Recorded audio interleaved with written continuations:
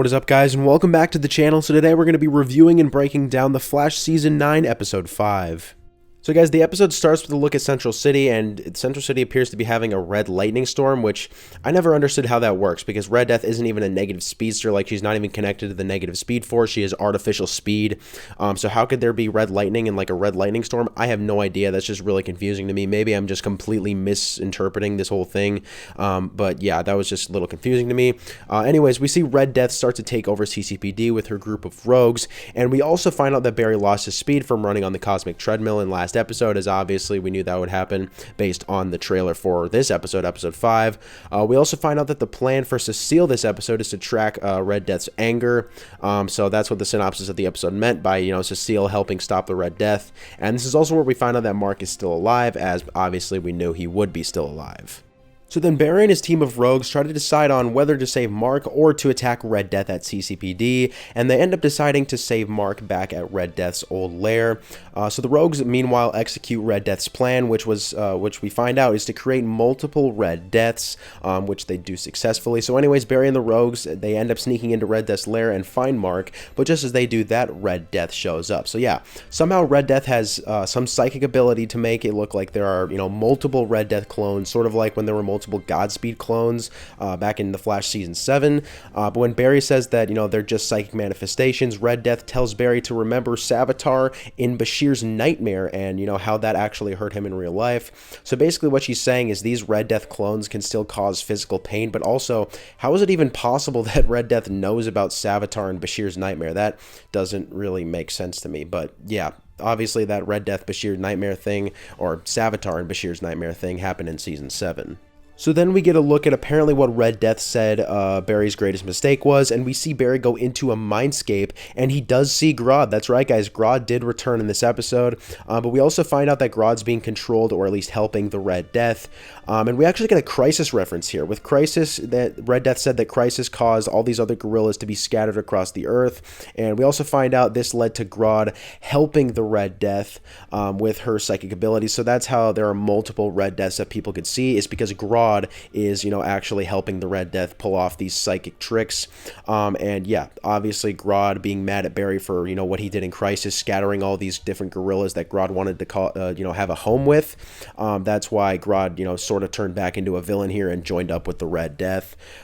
So yeah, then we learn a little bit more about Keone's powers, as she's able to wake Mark up out of his coma, and we'll learn more about that in episode 6. She hasn't really done a lot in the Red Death storyline, so I guess it'll be kind of interesting to see what happens with that as the season goes on. But then we see Joe and Barry talk, with that talk rather, that we knew we'd get, and I really enjoyed this scene. It was just a one-on-one between Barry and Joe, like we used to get, back in season 1. It actually really reminded me of season 1. It was honestly a huge refresher to see them talk like that, like they used to all the time. So yeah, this talk from Joe made Barry realize that he can still turn Grodd back into a hero, and we finally see Barry, go to talk to Grodd, and he says the infamous line from the trailer, "We need your help to save the world," and yeah, obviously that's confirmed that he was talking to Grodd. But even before that, it was really cool to see Grodd again, and moreover, see him act like a villain again, as obviously he turned on Barry, at least to start with. But Barry is eventually able to convince Grodd to stop amplifying the Red Death's powers, as he then transfers his telepathic power to the Flash instead of the Red Death, which neutralizes all of the Red Death duplicates across the world. And we also find out Barry got his speed back from all of this. So yeah, that was pretty interesting right there. But then we see probably the coolest scene of the episode with basically the final fight between the Flash and the Red Death. And it was actually, for the most part, like a regular speedster battle throughout the city, which was extremely refreshing to see. I will not lie, I really enjoyed that, even though it was kind of like crazy. Like it was kind of overemphasized, if you know what I mean. Like Barry was creating like lightning shields like out of his Speed Force energy, and like Red Death had like a Speed Force rope which she was using, which I mean, I guess it's kind of interesting, but like, come on, that's kind of over the top if you ask me. So then eventually the Red Death gets Barry on the ground, and right before she's about to kill him, the rogues end up coming in, or Barry's rogues, I should say, end up coming in and saving the day, followed by the real Batwoman neutralizing Red Death's speed, and with the help of Barry, the Red Death is able to be defeated.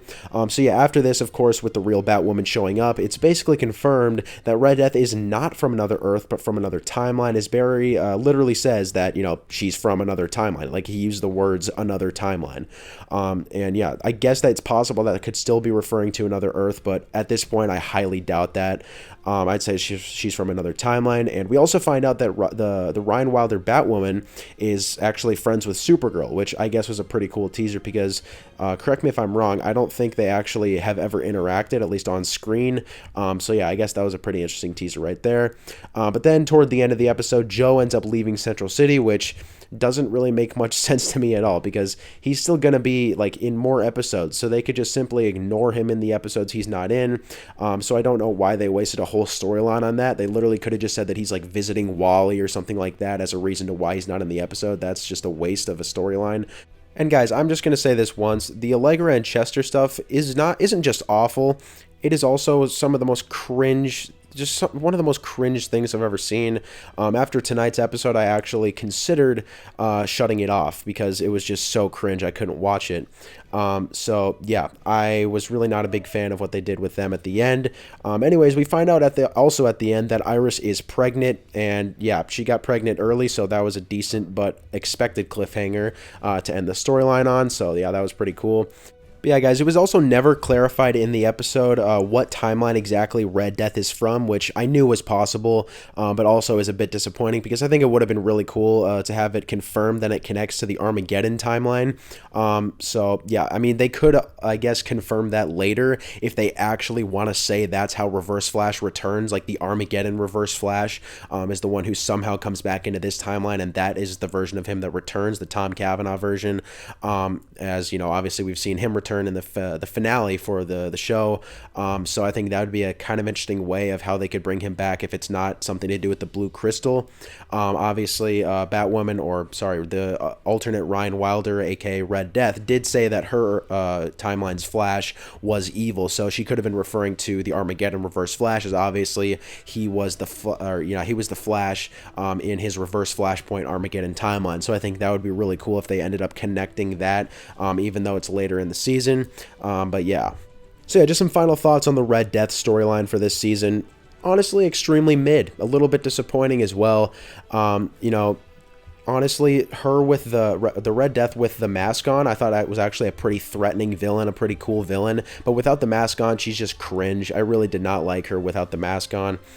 So yeah, that was a little bit disappointing that she had never had her mask on once her identity was revealed.